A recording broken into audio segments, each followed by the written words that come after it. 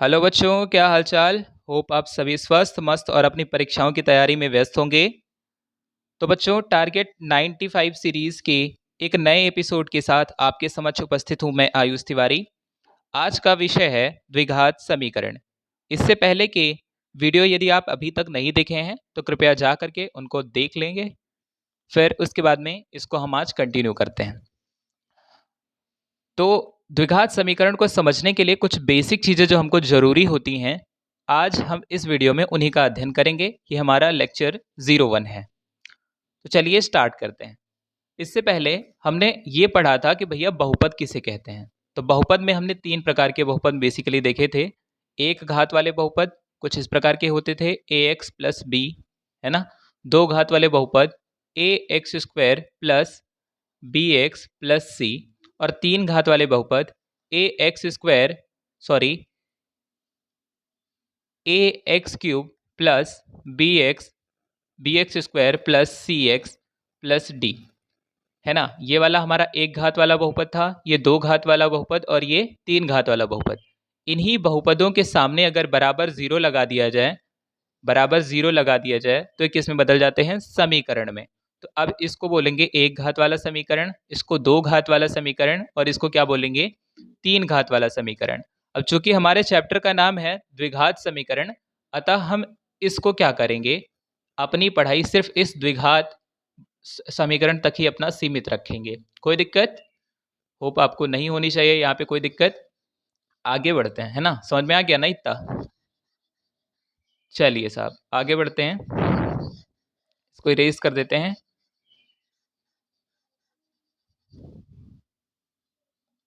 तो यहां से इंपॉर्टेंट चीज क्या निकल के आई कि जो द्विघात समीकरण है हमारा, इसका जो मानक रूप है वो क्या होगा, a x square plus b x plus c बराबर जीरो।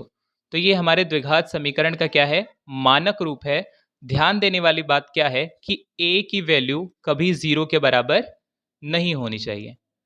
ऐसा क्यों कह रहे हैं आप, ऐसा क्यों कह रहे हैं, इसके कहने का लॉजिक ये है कि अगर ए की वैल्यू जीरो हो जाएगी, तो ए की वैल्यू जीरो इसी में डाल के देखते हैं तो क्या होगा, zero x square plus b x plus c बराबर जीरो, है ना। तो ये वाला पोर्शन जीरो हो जाएगा, plus b x plus c बराबर जीरो। तो यहाँ से हम देख सकते हैं कि क्या मिलेगा, बी एक्स प्लस सी बराबर जीरो। तो इस केस में ये कितने घात वाला समीकरण बन जाता है, एक घात वाला समीकरण बन जाता है। लेकिन हमारा अध्ययन किस पे करना है हमको, द्विघात समीकरण पे। तो यहाँ पे कंडीशन इसीलिए मैंने यहाँ पे आपको लगाई है कि ए की वैल्यू कभी क्या नहीं होनी चाहिए, जीरो नहीं होनी चाहिए। समझ में आया। चलिए, जो इरेलीवेंट चीजें हैं उनको हम यहाँ से हटा देते हैं।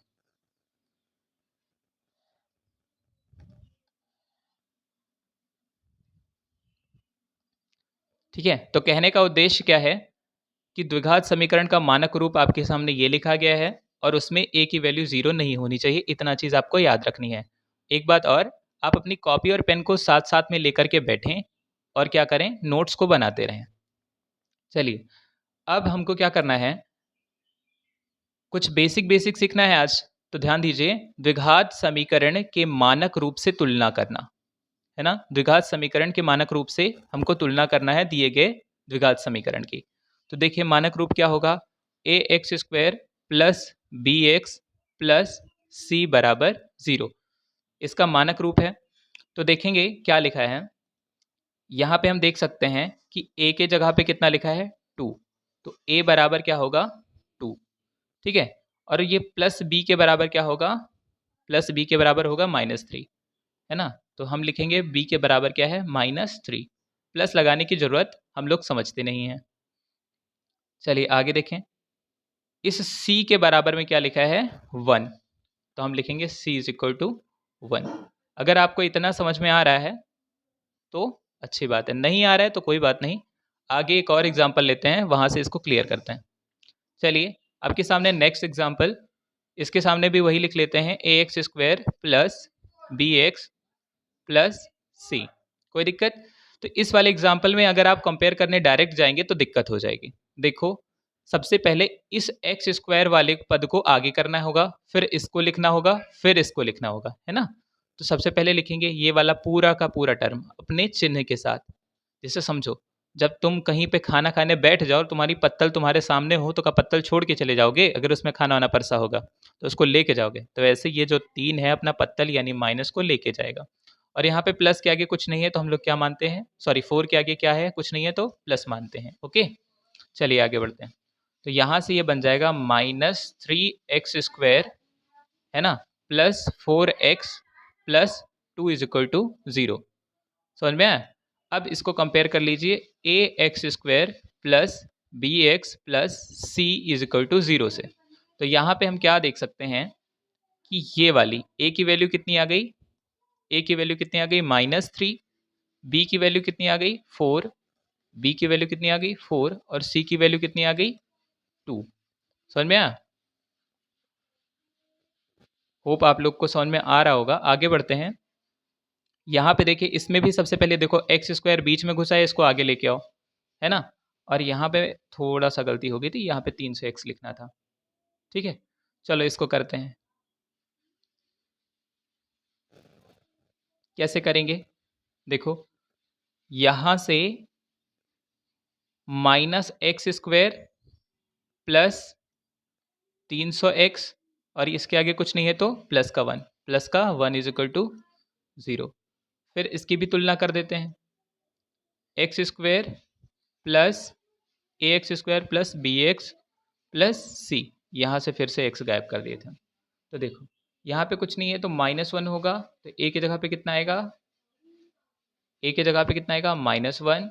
b की वैल्यू कितनी आएगी यहाँ से, इसको कंपेयर करिए, b की जगह पे कितना आएगा 300 और c की जगह पे कितना आएगा 1, देख सकते हैं। ठीक है, कोई डाउट है? चलो और कर लेते हैं। इसको कंपेयर करो ax² plus bx plus c, इसका यहाँ पे कुछ नहीं है तो क्या होगा 1 होगा। a की वैल्यू कितनी है 1, a is equal to 1, b is equal to कितना 3, b इज इक्वल टू कितनी आ गई 3 और c की वैल्यू -1, c की वैल्यू कितनी आएगी -1। होप आप लोग को अच्छे से क्लियर हो रहा होगा। आगे देख लेते हैं इस वाले केस में, इसको कंपेयर करते हैं ax² plus bx plus c, ठीक है, बराबर 0। यहाँ भी लगा लो, यहाँ भी लगा लो। देखो यहाँ x² है, x² के आगे a है और इधर क्या है p, तो a किसके बराबर होगा p के बराबर। इस वाले केस में यहाँ x है, यहाँ भी x है, तो इसके आगे जो लिखा है वो इसके बराबर होगा। तो b बराबर है p प्लस q के, और यहाँ से c देख सकते हैं आप किसके बराबर होगा, r के बराबर होगा। ठीक है, होप आप लोग को ये चीज़ें क्लियर हो गई होंगी। अगर नहीं क्लियर हुई हैं तो बता देना, अगर हो गई हैं तो आपके लिए ये होमवर्क क्वेश्चन है, इसको आप लोग नोट कर लीजिए, स्क्रीनशॉट ले लीजिए, जो करना है आप कर लीजिए और इसका आप सॉल्यूशन दे सकते हैं। सॉल्यूशन आप हमको व्हाट्सएप कर सकते हैं 9793314029।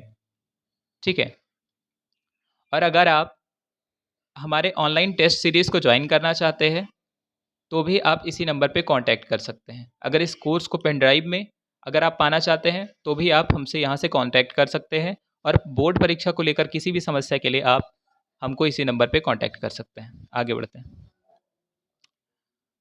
चलिए, इसके बाद में कुछ इम्पॉर्टेंट फार्मूला जो आपको पता होना चाहिए वो क्या है, a प्लस बी का whole square is equal to a² plus b² plus 2ab। अच्छा, कहीं कहीं बुक में ये 2ab बीच में लिखा होता है तो कोई दिक्कत वाली बात नहीं है, सारी चीज़ें अपनी क्या होती हैं, सेम ही होती हैं। आगे बढ़ते हैं। ऐसे a माइनस बी का होल स्क्वायर वाला a² plus b² minus 2ab है ना। ऐसे a माइनस बी का होल स्क्वायर, आपको समझ में आ गया। यहाँ पे देखें, सॉरी एक second, a minus B a plus B क्या बनेगा a² माइनस b²। ठीक है, ऐसे a प्लस बी का whole cube a³ plus b³ plus 3a² b plus 3ab²। ऐसे a माइनस बी का whole cube a³ minus b³ minus 3a² b plus 3ab²। अगर आपको ये फॉर्मूले नहीं याद हो रहे हैं तो प्लीज़ आप इसको बताइएगा, हमको मैसेज कर सकते हैं आप, कैसे भी करके आप हमको बताएंगे तो आपको ये फार्मूले याद कराने का भी काम कर देंगे।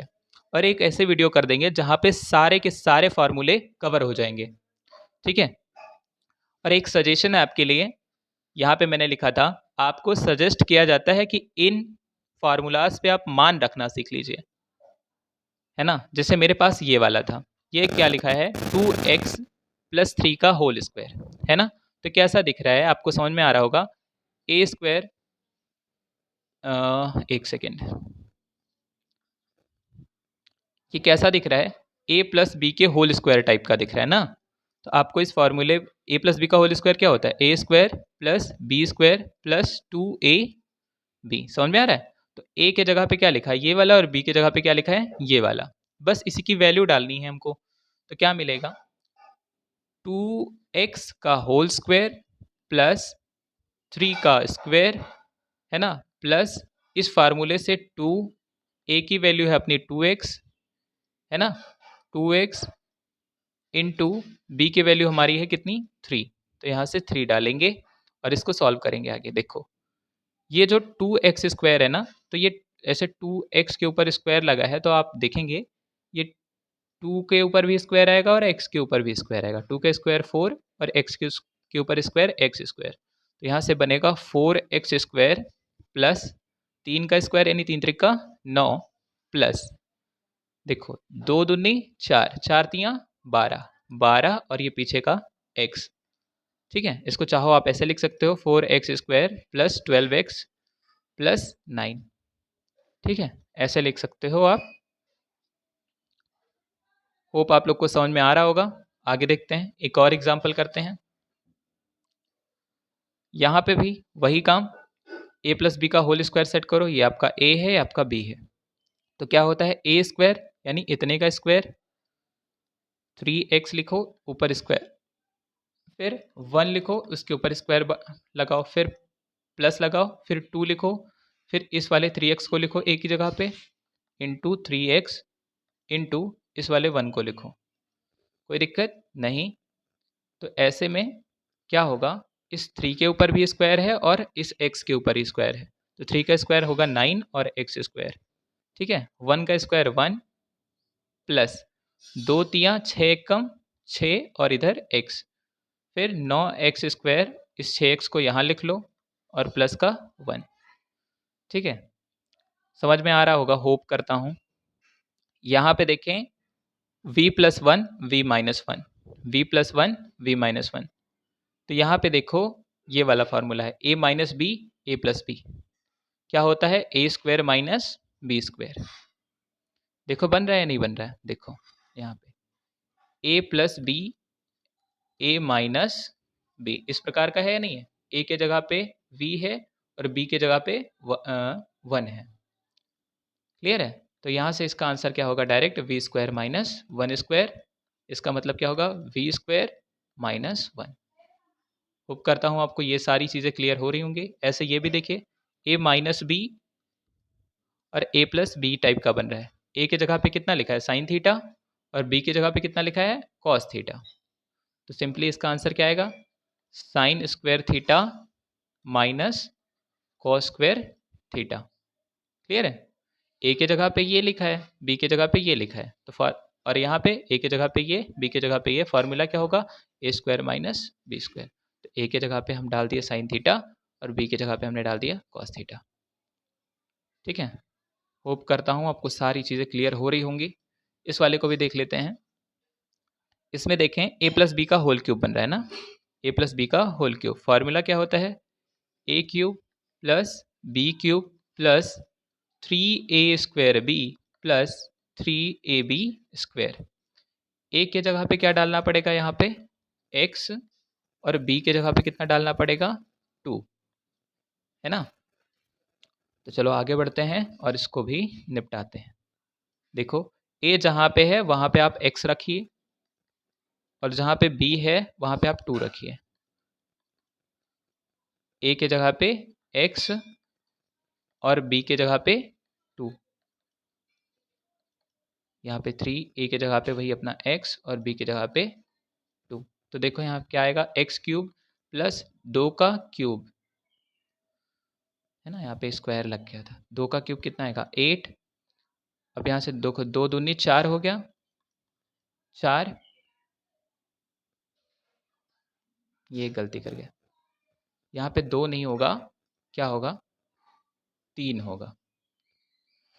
यहाँ पे कितना होगा, 3 होगा। देखो ये a क्यूब, b क्यूब, फिर यहाँ पे 3a स्क्वायर b, तो यहाँ पे 3 दूनी कितना आएगा, 6 आएगा, है ना। 3 दूनी कितना आएगा, 6, एक्स स्क्वायर ये वाला, फिर प्लस 2 दूनी 4, 4 तियाँ 12, और ये पीछे x, इसको आप एक लाइन में लिख सकते हो, है ना। तो पहले एक्स क्यूब, फिर एक्स स्क्वायर वाला 6x स्क्वायर, फिर x वाला प्लस 12x प्लस अपना 8। इस प्रकार से आप इसको लिख सकते हो। कोई दिक्कत आई तो बता दीजिएगा। आपके लिए होमवर्क के लिए क्वेश्चन है, question for practice at home. आपको इसको सॉल्व करना है, इसे सॉल्व करना है, इसे और इसे भी, ठीक है। अगर कोई डाउट आता है तो प्लीज़ आप पूछ लीजिएगा। फिर से कह रहा हूँ, कॉन्टैक्ट दोबारा दे रहा हूँ, 9793314029, ठीक है। इस पे आप इसको मैसेज कर सकते हैं। कुछ अन्य महत्वपूर्ण चीज़ें हैं जो आपको पता होनी चाहिए, जैसे ये दिया है 2 से हमें x+4 को क्या करना है, मल्टीप्लाई करना है। तो ये समझो, जहाँ ब्रैकेट लगा होता है उसका मतलब होता है मल्टीप्लाई। इसको यहाँ पे लिख लेते हैं 2x+4। तो ऐसे समझो कि जब ब्रैकेट खुलेगा ना, तो एक सेकेंड, हाँ, जब ब्रैकेट खुलेगा तो ये इसको भी मल्टीप्लाई करेगा और ये इसको भी मल्टीप्लाई करेगा। तो क्या होगा, जब जब हमारा ये वाला दो x को मल्टीप्लाई करेगा तो कितना आएगा, 2x। और जब ये वाला हमारा 2 किसको मल्टीप्लाई करेगा, 4 को मल्टीप्लाई करेगा तो कितना आएगा, 8, और ये प्लस, ठीक है। कोई दिक्कत, यहाँ पे देखते हैं, थोड़ा सा आगे बढ़ते हैं। हाँ, अब देखो, इस वाले केस में x इसको भी मल्टीप्लाई करेगा और इसको भी मल्टीप्लाई करेगा। तो जब x को मल्टीप्लाई करेगा तो कितना आएगा, एक्स स्क्वायर। जब x अपना 3 को मल्टीप्लाई करेगा तो कितना आएगा, 3x, ठीक है। समझ में आ रहा है। आगे बढ़ते हैं। इस केस को देखिए, यहाँ पे ये वाला इसको भी मल्टीप्लाई करेगा और किसको मल्टीप्लाई करेगा, इसको भी मल्टीप्लाई करेगा। तो जब सबसे पहले यहाँ पे इसके आगे कुछ नहीं है तो क्या है, प्लस है, और इस माइनस और इस प्लस का मल्टीप्लाई होगा तो कितना आएगा, माइनस। प्लस माइनस कितना होता है, माइनस। तो x इंटू 2x कितना होगा, x इंटू 2x। देखो x इंटू 2x, देखो दो अलग टाइप का है, x इंटू एक्स कितना आएगा, एक्स स्क्वायर। तो 2x स्क्वायर, और फिर यही वाला माइनस इस बार इस माइनस के साथ मल्टीप्लाई करेगा तो बनाएगा प्लस, फिर x गुणे 4, 4x, ठीक है। क्लियर हो रहा है, बोलिए। इसको थोड़ा सा साफ कर देते हैं।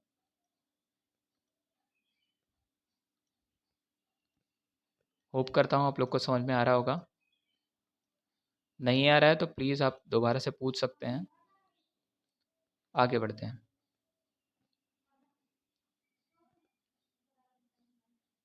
चलिए, इस बार क्या दिया है, इस बार दो चीज़ें दी हैं, ठीक। तो हम क्या करेंगे, पहले इसको लिखेंगे और इसके साथ पूरे ब्रैकेट को चिपका देंगे, इस वाले x+4।